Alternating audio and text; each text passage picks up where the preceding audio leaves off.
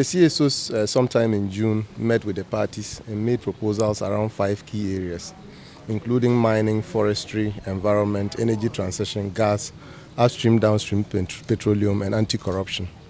After the parties outdoored their manifestos, mainly around August this year, we decided to undertake a process to evaluate the adoption rate of the manifestos based on the proposals that the CSOs made.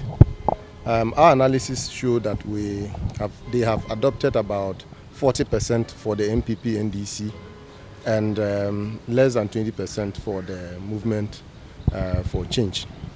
I will just outline a couple of the things that we're expecting the parties to respond to.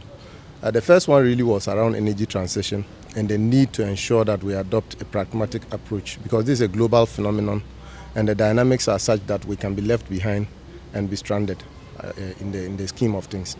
And so what we did was to propose a pragmatic approach to dealing with the transition, including a framework for financing for the energy transition, a plan for renewable energy development, the need to intensify the strategies around green minerals, particularly on value addition, and also connecting that with the EV policies that we have in this country.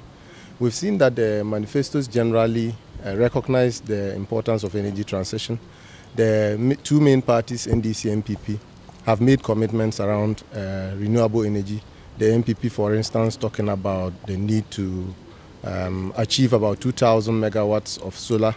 The NDC also committing to reducing carbon emissions by accelerating renewable energy development, including mini grids, and they specifically mention some of the dams that they expect to build mini grids on. And we think that those are positive steps, but there are a couple of gaps. For instance, around the need for these parties to recognize that the transition is happening very fast and very quickly.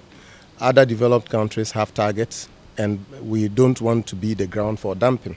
And so we are asking that they reevaluate some of these plans, provide a clear implementation plan for the strategies, ensure that the targets are clear. So for instance, if you say you want to develop 2,000 megawatts of solar, by which date do you want to do that? Because it's important in doing a proper analysis of these commitments.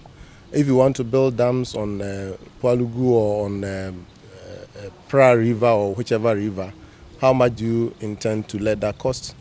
We have also raised a number of issues around the need to have a proper procurement system that works, particularly around renewable energy, because we usually realize in many cases, like we had in the case of gas, that we will sign take-or-pay agreements and we'll end up indebting the country. And some of the financial crisis that we are seeing in this country is as a result of the energy sector. And so procurement within the energy sector is really important. And so we are making a proposal for the parties to put in place a clear procurement plan for renewable energy investments, including a plan for financing some of the renewable energy targets. For instance, if you have to do a nuclear plant, we expect that the process will be competitive. We expect that a value for money analysis will be done prior to the procurement of those plants, whether solar, wind, or nuclear.